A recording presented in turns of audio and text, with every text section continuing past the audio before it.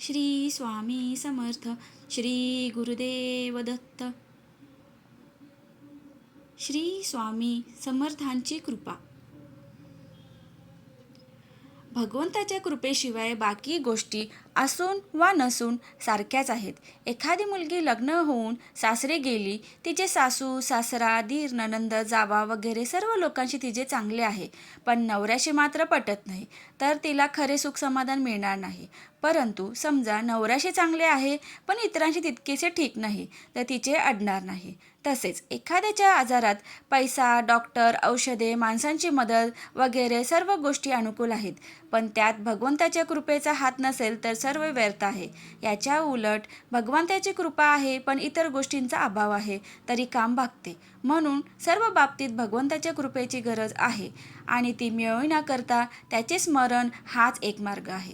समजा एखादी कुरूप मुलगी आहे, पुष्कळ ठिकाणी तिला दाखवली पण ती नापसंत झाली. नंतर एकाने तिला पाहिली आणि एकदम पसंत आहे म्हणून सांगितले. ती पसंत झाली की सौभाग्याचे सर्व गुण तिच्या मध्ये येतात. त्याप्रमाणे ज्याच्यावर भगवंताची कृपा झाली त्याचे काम पूर्ण झाले.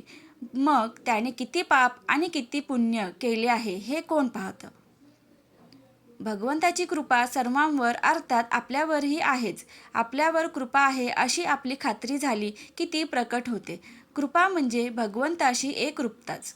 मी पिईन तर आईचेच दूध पिईन असे म्हणून वासरू आईला दुसण्या मारते आणि गाय त्याला पाजते. त्याप्रमाणे आपण भगवंताशी अनन्यतेने वागले आणि त्यांचे नामच मागितले तर तो कृपा करतो.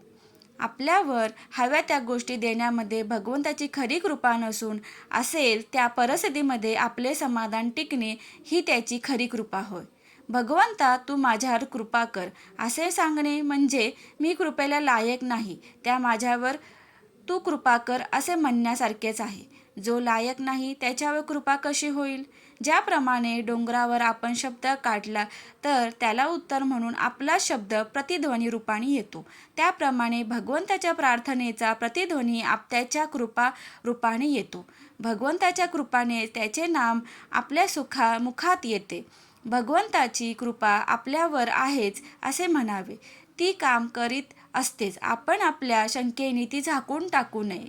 पुष्कळ केलेली देखील शंकेने व्यर्थ जाते. आपण नाम सोडणार नाही हे नक्की ठरले की आपली वृत्ती निशंक होते. जे भगवंताचे आहे ते अहेतुक नाम घेतात. कोणत्याही परिस्थितीत, कोणत्याही काळात आणि वाटेल त्या अवस्थेत घेण्यासारखे एक भगवंताचे नामच तेवढे आहे. अनंत कोटी ब्रह्मांड नायक राजाधिराज योगीराज परब्रह्म श्री सच्चिदानंद सद्गुरु अवधूत चिंतन भक्तवत्सल भक्ताभिमानी अक्कलकोट निवासी श्री स्वामी समर्थ महाराज की जय. व्हिडिओ आवडल्यास लाईक आणि शेअर नक्की करा.